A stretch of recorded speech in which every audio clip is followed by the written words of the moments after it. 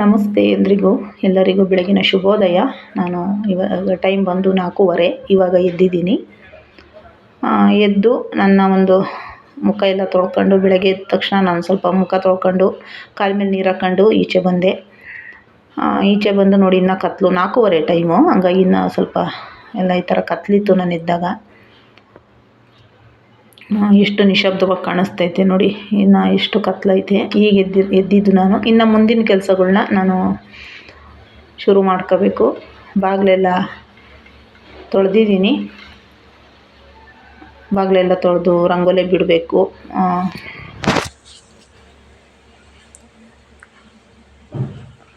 ಬಾಗಿಲೆಲ್ಲ ತೊಳೆದು ರಂಗೋಲಿ ಬಿಟ್ಟು ಮತ್ತೆ ಒಳಗಡೆ ಬಂದೆ. ಕಸ ಗುಡಿಸ್ಕೊಳ್ಳೋಣ ಅಂದ್ಬಿಟ್ಟು ಕಸ ಗುಡಿಸ್ತಾ ಇದ್ದೀನಿ.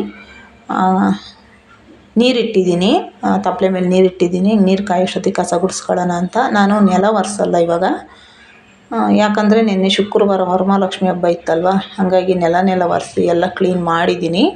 ಇವಾಗೇನು ನೆಲ ಒರೆಸಲ್ಲ. ನಿನ್ನೆ ಸಂಜೆ ಆದ್ರೂ ದೀಪ ಉರಿತಾನೆ ಇತ್ತು, ಹಾಗಾಗಿ ನಾನು ದೇವ್ರ ರೂಮು ಸಹ ಕ್ಲೀನ್ ಮಾಡೋಕ್ಕೆ ಹೋಗಿಲ್ಲ. ಎಲ್ಲ ನಿನ್ನೆ ಮಾಡಿದ್ನಲ್ವ, ಹಾಗಾಗಿ ಇವಾಗ ನೆಲ ಏನು ಒರೆಸಲಿಲ್ಲ. ಕಸವನ್ನು ಗುಡಿಸಿದ್ದೀನಿ. ನಾನು ಶುಕ್ರವಾರ ನೆಲ ಒರೆಸಿ ಪೂಜೆ ಮಾಡಿದ್ರೆ ಮತ್ತೆ ನಾನು ಶನಿವಾರ ಒರ್ಸೋಕ್ಕೆ ಹೋಗಲ್ಲ. ಯಾಕಂದರೆ ನಮ್ಮ ಮನೇಲಿ ಏನೂ ಗಲೀಜಿರಲ್ಲ, ಏನಿಲ್ಲ, ಮತ್ತು ಅಂಟು ಮುಂಟು ಏನೂ ಇಲ್ವಲ್ಲ. ಹಂಗಾಗಿ ನಾನ್ ವೆಜ್ ಏನಾದರೂ ಮಾಡಿದ್ರೆ ಮಾತ್ರ ನಾನು ಒರೆಸ್ತೀನಿ ಅಷ್ಟೇ, ಇಲ್ಲಾಂದರೆ ಏನು ಒರ್ಸೋಕ್ಕೆ ಹೋಗಲ್ಲ. ನನ್ನ ಮಗ ನಿನ್ನೆ ವರಮಹಾಲಕ್ಷ್ಮಿ ಹಬ್ಬ ಇರೋದ್ರಿಂದ ಬಟ್ಟೆ ತಂದಿದ್ದ. 2 ಜೊತೆ ತಂದವನೇ. ಒಂದು ಜೊತೆ ನಿನ್ನೆ ಇಟ್ಕೊಂಡೋಗಿದ್ದ. ಇವತ್ತು ಒಂದು ಜೊತೆ ನಾನು ನೋಡಿದ್ನಲ್ವ, ತುಂಬ ಚೆನ್ನಾಗಿದ್ವು. ಅವನಿಗೆ ಕಾಲೇಜ್ಗೆ ಹೋಗಿ ಬಟ್ಟೆ ಇರಲಿಲ್ಲ ಸರಿಯಾಗಿ, ಹಂಗಾಗಿ ತಗೊಂಡವನೇ. ಬಟ್ಟೆ ಇದ್ದಾವೆ, ಮಸ್ತಾಗಿದ್ದಾವೆ. ಆದರೆ ಅವ್ಯಾವು ನಾನು ದಪ್ಪ ಇದ್ದೀನಿ ಅಂತ ಇಟ್ಕೊತಾ ಇಲ್ಲ ಅವನು. ಸಣ್ಣ ಆಗೋವರೆಗೂ ನಾನು ಅವು ಇಟ್ಕೊಳಲ್ಲ ಕಣಮ್ಮ ಅಂತ ಹೇಳ್ದ. ಇವು ತಂದವನೇ. ನೈಟ್ ಪ್ಯಾಂಟ್ ಏನೋ ಇಟ್ಕೊತಾರಲ್ಲ ಹುಡುಗರು, ಅವು ಇದ್ವು. ಅದಕ್ಕೆ ನೈಟ್ ಪ್ಯಾಂಟ್ ಇಟ್ಕೊಂಡು ಹೋಗೋಕ್ಕಾಗಲ್ಲ ಕಾಲೇಜಿಗೆ ಅಂತೇಳಿ ತಂದವನೇ. ತುಂಬ ಚೆನ್ನಾಗಿ ಹೊಲ್ಸಿರೋ ಬಟ್ಟೆ ಇದ್ದಂಗವೆ. ನನಗೂ ತುಂಬ ಖುಷಿ ಆಯಿತು, ಯಾಕಂದರೆ ಬರ್ತಡೇಗೂ ನಾನು ಬಟ್ಟೆ ಕೊಡಿಸಿರ್ಲಿಲ್ವಲ್ಲ, ಹಾಗಾಗಿ ಅವನೇ ತಗೊಂಡ್ಲಿ. ಒಂದು ಜೊತೆ ಶೂನು ಮತ್ತು ಬಟ್ಟೆ ತಂದವನೇ. ಮಕ್ಕಳು ಚೆನ್ನಾಗಿರಲಿ ಅಲ್ವಾ. ನನ್ನ ಮಗ ಸದ್ಯ ಕಣ್ಣಿಗೆ ಬೇಕಾದ ಬಟ್ಟೆ ಇಟ್ಕೊಂಡು, ಕಣ್ಣಿಗೆ ಬೇಕಾದ ಊಟ ತಿನ್ಕೊಂಡು ಚೆನ್ನಾಗಿರ್ಲಪ್ಪ ಅಂತ ನಾನು ಕೇಳ್ಕೊತೀನಿ. ಯಾಕಂದರೆ ಅವ್ನು ಚೆನ್ನಾಗಿದ್ದರೆ ನನಗೂ ನೆಮ್ಮದಿ. ಅವ್ನಿಗೇನೋ ಒಂಚೂರು ನೋವಾಯಿತು ಅಂದರೂ ನಂಗೆ ಕೈಯಲ್ಲಿ ತಡ್ಕೊಳ್ಳೋಷ್ಟು ಶಕ್ತಿ ನನಗಿಲ್ಲ. ಅದಕ್ಕೋಸ್ಕರ ಎಲ್ಲ ಮಡಚಿಡ್ತಾಯಿದ್ದೀನಿ. ನನಗೂ ಒಂಥರ ನನಗೆ ಏನಿಲ್ಲ ಅಂದರೂ ಪರವಾಗಿಲ್ಲ, ನನ್ನ ಮಗ ಚೆನ್ನಾಗಿದ್ದರೆ ಸಾಕು. ನೋಡಿ, ಸ್ನಾನ ಮುಗಿಸ್ಕೊಂಡು ಬಂದು ಸ್ವಲ್ಪ ಫೇರ್ ಆ್ಯಂಡ್ ಲವ್ಲಿ ಮುಖಕ್ಕೆ ಹಚ್ಕೊಳ್ಳೋಣ ಅಂತ ಫೇರ್ ಆ್ಯಂಡ್ ಲವ್ಲಿ ಹಾಕ್ಕೊತಾ ಇದ್ದೀನಿ. ನಾನು ಕೂರ್ಲೇನಾದ್ರೂ ಒಳಗಡೆ ಟವಲ್ ಬಿಚ್ಚೋದೇ ತಲೆಗಿರೋದು ಅಂದರೆ ಕೂರ್ಲೆಲ್ಲ ನೆಲದಲ್ಲೇ ಇರ್ತೈತಿ. ಅದಕ್ಕೆ ಆಚೆ ಹೋಗಿ ತಲೆಯೆಲ್ಲ ಸ್ವಲ್ಪ ಒರೆಸ್ಕೊಂಡು ಹಂಗೆ ಜಡೆ ಹಾಕ್ಕೊಂಡೆ. ಇನ್ನು ಅದು ಬಿಟ್ಟರೆ ಮತ್ತೆ ನಾನು ಜಡೆ ಕಟ್ಟಲ್ಲ, ಅದಕ್ಕೋಸ್ಕರ ಗಂಟಾಕ್ಬಿಡ್ತೀನಿ. ಅದಕ್ಕೆ ಹಂಗೆ ಹಸಿ ತಲೆಯಲ್ಲೇ ಜಡೆ ಕಟ್ಕೊಂಡಿದ್ದೀನಿ. ನೋಡಿ ಎಷ್ಟು ಬೆಳಕು ಕಾಣಿಸ್ತೈತೆ.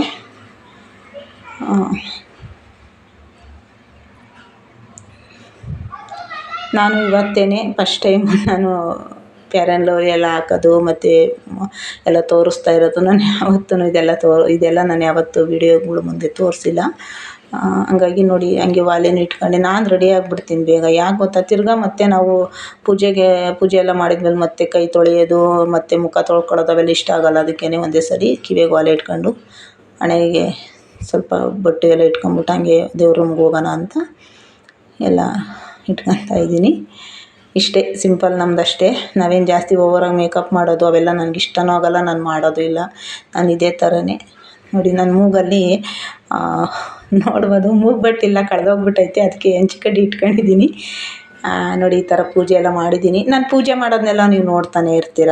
ಇನ್ನು ನಾನು ಅದನ್ನೇ ಆವಾಗವಾಗ ತೋರಿಸೋದು ಬೇಡ ಅಂದ್ಬಿಟ್ಟು ನಂದು ಶ್ರಾವಣ ಶನಿವಾರದ 2ನೇ ಶ್ರಾವಣ ಶನಿವಾರದ ಪೂಜೆ ಇವತ್ತು. ನೋಡಿ, ನನ್ನ ಪೂಜೆ ಎಲ್ಲ ಮುಗಿಯೋಷ್ಟೊತ್ತಿಗೆ 6:15ಗೆಲ್ಲ ದೀಪ ಹಚ್ಬಿಟ್ಟೆ ನಾನು. ಹೂವು ಎಲ್ಲ ಕಿತ್ಕೊಂಡು ಬಂದೆ. ಇವತ್ತು ಗಿಡದಲ್ಲಿ ಫ್ರೆಶ್ ಆಗಿರೋ ಹೂವನ್ನೇ ಕಿತ್ಕೊಬಂದು ಸ್ವಲ್ಪ ನೀರು ಸಿಂಸಿ ಇಟ್ಟಿದ್ದೀನಿ. ದೀಪ ಸುತ್ತೂರು ಈ ಥರ ವೈಟ್ ಹೂವು ಇಟ್ಟು ಆ ಕಡೆ ಈ ಕಡೆ ದಾಸವಾಳದ ಹೂವು ಇಟ್ಟಿದ್ದೀನಿ.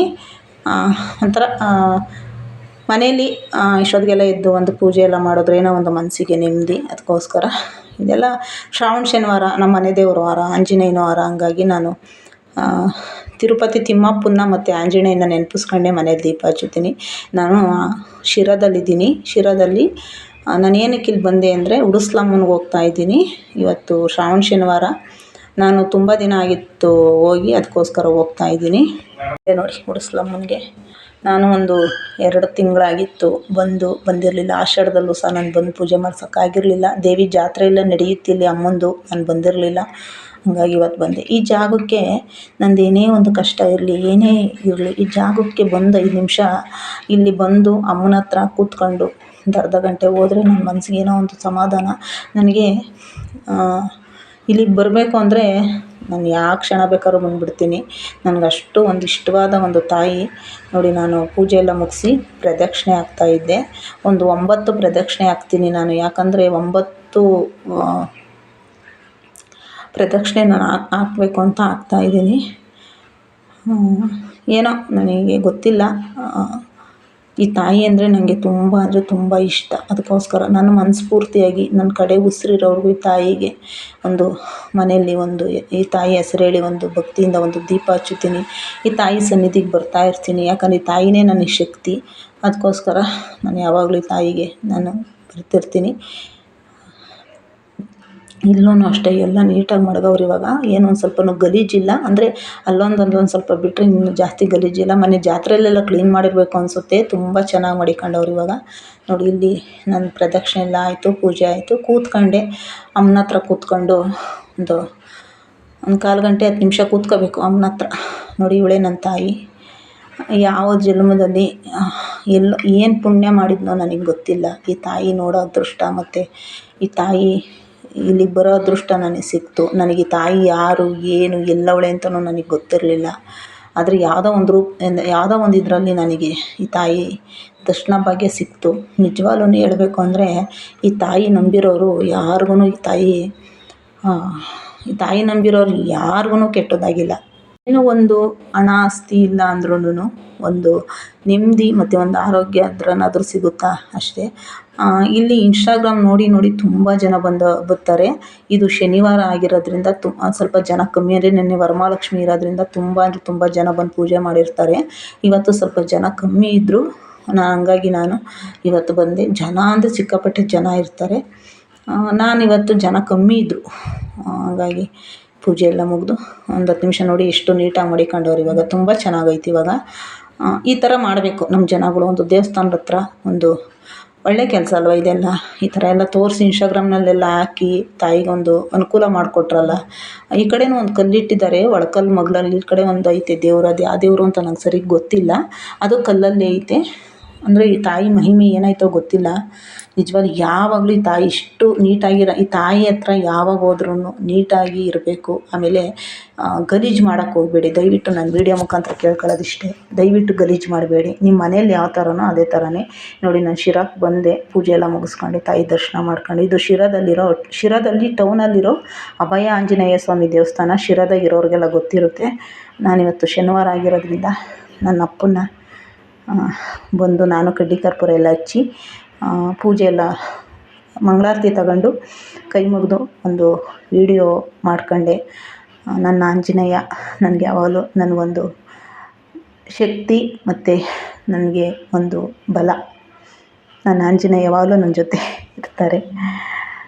ಹಾಗಾಗಿ ನನ್ನ ಮನೆ ದೇವ್ರಿಗಂತೂ ಇವತ್ತು ನಾನು ಹೋಗೋಕ್ಕಾಗಲಿಲ್ಲ. ಹಂಗಾಗಿ ಇಲ್ಲೇ ದರ್ಶನ ಆಯಿತು ನನಗೆ. ಎಲ್ಲಿರೋರು ಅವರೇ ಅಲ್ವಾ, ಎಲ್ಲಿರೋರು ನನ್ನ ಆಂಜನೇಯನೇ, ಎಲ್ಲಿರೋರು ನನ್ನ ಸ್ವಾಮಿನೇ.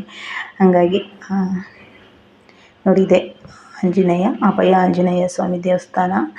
ಇದು ತುಂಬ ಚೆನ್ನಾಗೈತೆ. ಪೂಜಾರಪ್ಪರು ಅವಲೇ ಬಾಗಿಲು ಹಾಕ್ಕೊಂಡು ಹೋಗ್ತೀವಿ ಅಂತಿದ್ರು. ನಾನು ಹಂಗೆ ಒಂದು ವಿಡಿಯೋ ಅವರೇ ಮಾಡ್ಕೊಳ್ಳಿ ವಿಡಿಯೋ ಅಂದರು. ಅವ್ರಿಗೆ ಥ್ಯಾಂಕ್ಸ್ ಹೇಳ್ತೀನಿ. ಹಂಗೆ ಅಲ್ಲೆಲ್ಲ ದರ್ಶನ ಎಲ್ಲ ಮುಗಿಸ್ಕೊಂಡು ಹೊಟ್ಟೆ ಹಸಿತಾ ಇತ್ತು. ನಾನು ಉಡ್ಸ್ಲಮ್ಮನಿಗೆ ಯಾವಾಗ ಹೋದ್ರೂ ನಾನು ಊಟ ಮಾಡಿ ಹೋಗಲ್ಲ. ಅಲ್ಲಿಂದ ಬಂದಾಗಲೇ ಅಂದರೆ ಅಲ್ಲಿ ಹೋಗ್ಬೇಕಾದ್ರೆ ನಮ್ಗೆ ಹೊಟ್ಟೆ ಹಸಿಯಲ್ಲ. ಅಲ್ಲಿಂದ ಪೂಜೆ ಮುಗಿಸ್ಕೊಂಡು ದರ್ಶನ ಮಾಡ್ಕೊಂಡು ಈಚೆ ಬಂದ ತಕ್ಷಣ ನಮ್ಗೆ ಹೊಟ್ಟೆ ಹಸಿಯುತ್ತೆ. ಅದೇನೋ ಗೊತ್ತಿಲ್ಲ ನಮಗೆ. ಅಲ್ಲಿ ಹೋಗಿ ಪೂಜೆ ಮುಗಿಸಿ ನಮ್ದು ಏನೈತೆ ಎಲ್ಲ ಕೇಳೋವರೆಗೂ ನಮ್ಗೆ ಹೊಟ್ಟೆ ಹಸಿವಾಗಲ್ಲ. ಅಲ್ಲಿಂದ ಈಚೆ ಬರ್ತಿದ್ದಂಗೆ ಹೊಟ್ಟೆ ಹಸಿವಾಗುತ್ತೆ. ಹಂಗೆ ಹೋಟ್ಲಿಗೆ ಬಂದೆ. ಇದು ಶಾರದಾ ಹೋಟೆಲ್ ಅಂತ ಶಿರಾ.